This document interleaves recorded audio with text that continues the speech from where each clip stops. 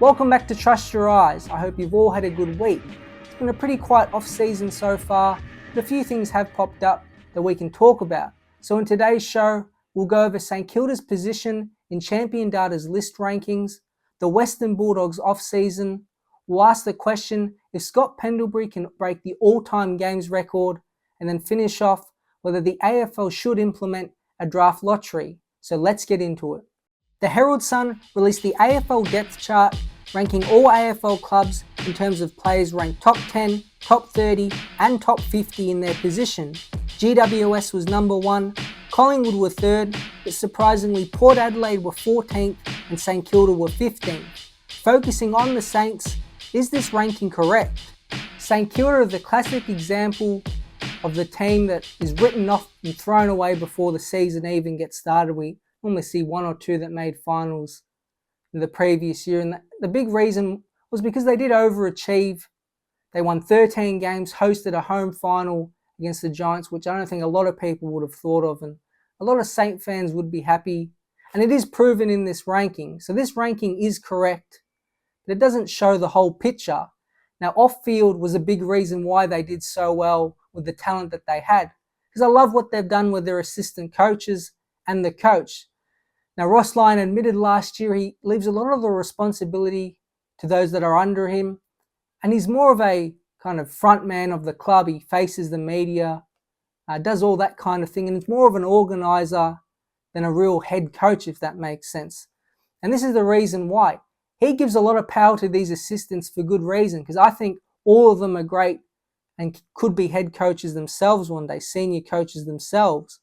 So we start in defence. They have Corey Enright, it's pretty good. Brendan Goddard is the midfield coach. Lenny Hayes in development. Those two swapped in the only off-season change they made in 2023.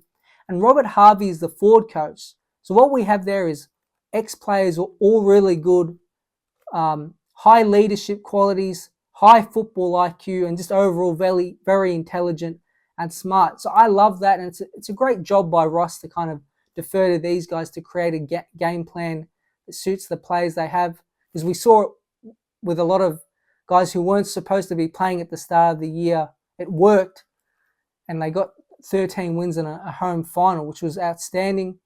And we have a look at what they've done on the field. They get in Liam Henry on a wing. He's still got a lot to improve on, but he's speed, he's fast, and that's what they wanted. And then Paddy Dow adds to their weak point, which is the midfield. Now, he himself is a bit of a wild card player. It's hard to know what to expect, but he is different and he's a bit more dynamic than Jack Steele and Brad Crouch. They got a great ruckman. And then hopefully Zach Jones, who's a bit of a forgotten man, can bring the speed element to that midfield. And if all that comes together, it'll be good. Their defense was basically number 1 for points against all season, so that's a tick. And then they have a lot of young players that have upside. Windhager in defence, Wanganeen Malira, and then Mateus Philippou and Mitch Owens, just to name a few. So that part of their list is pretty good. And then they'll get Max King and Tim Memory back, hopefully for full pre-seasons and for full seasons. So this ranking of 15th is correct, but with those assistant coaches and Ross the Boss in charge, and hopefully everyone can come together for a full pre-season, I think the Saints will be a lot higher than the 15th ranked team at the end of the year. I definitely don't think they'll make top 4, but top 8 should be, in the range once again. And I love what the Saints have done off the field, and it's been a big tick from me. Kane Cornes was on SEN focusing on the Western Bulldogs. In November, President Kylie Watson-Wheeler announced an internal review. Cornes pointed out no findings have been released yet, believing the review was mainly on Luke Beveridge and GM Chris Grant. Is there anything to be concerned about here? Cornes himself didn't say he was concerned that no findings had been released, but if you read the article and the tone of it, you definitely sense that. But right now, as a Western Bulldogs fan, there's nothing to be worried about. It's the heart of the off-season.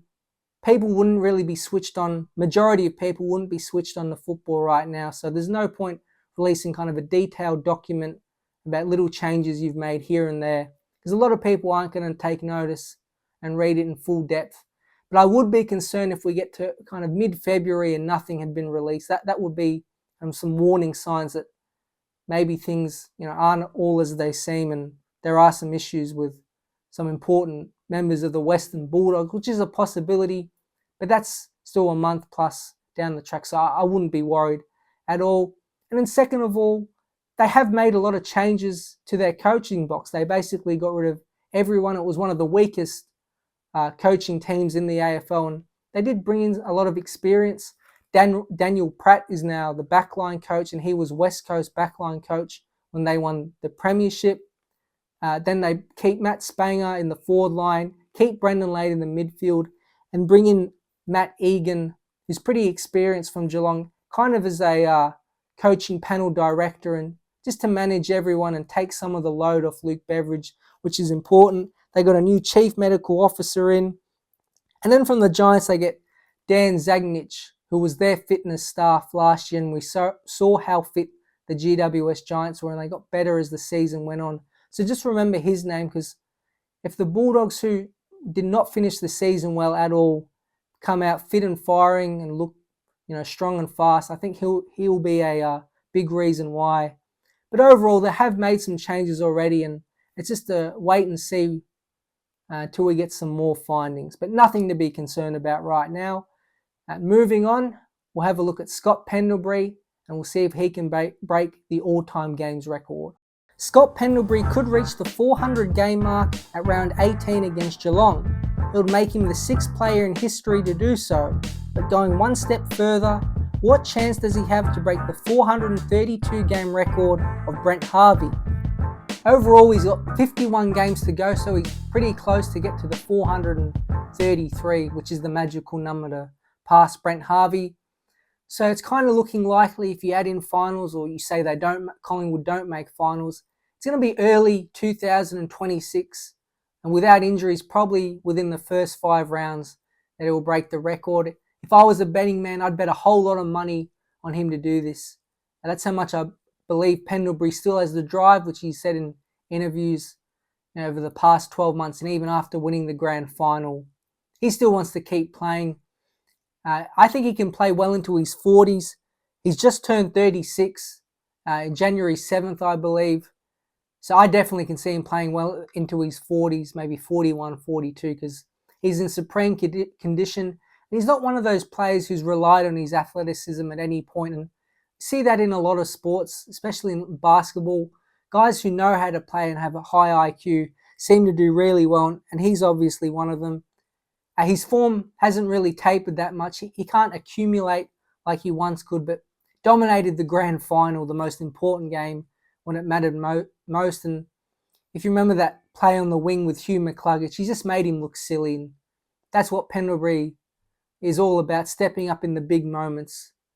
He has that veteran leadership, presence, and again, that drive will keep him going. So I'll give him an 80% chance to break the all-time record, and hopefully he can get there and we can see another player do it in our lifetimes. And again, no major injuries is probably the biggest point, because we don't know it's someone of his age coming back from something like an ACL or a broken foot or leg or something like that. So as long as he can avoid that, he's got a very good chance to become the all-time games record holder, and it should be by early 2026. Finishing off, Fox Sports did an experiment ordering the 2023 draft using a lottery seen in the NBA. The way it works is each of the top 10 teams has a percentage chance of getting the number 1 pick, with last, second last, and third last all given equal chance. Can you see this ever being introduced in the AFL? If I put my reality cap on, there is no way I can ever see the AFL introducing this. They've been pretty forward thinking of late. We've seen them make a lot of changes with the rules and kind of the way the game is operating at the moment, but this is a little too wild. The idea itself, I do really like. I think it could be entertaining. You could do a whole presentation about it kind of a week before the draft or something, have representatives from all of the clubs there, and you could have fans there as well to see their reactions depending on what pick they got, whether it would be kind of joy or horror. But there's a reason the NBA has this and say the NFL doesn't. The NBA is a little less serious of a sport compared to the football sports. It just is. the Lakers are the biggest brand. It's Hollywood. It's Showtime. It's more about individual kind of player stats and performances more than teams and winning. You do want to win the championship at the end of the year, but basketball is a little different in that sense compared to, say, the NFL, which is serious business and it's all about winning. Just like the AFL, in the mock that the Fox Sports article did, West Coast would have gone from first all the way to sixth using this draft system.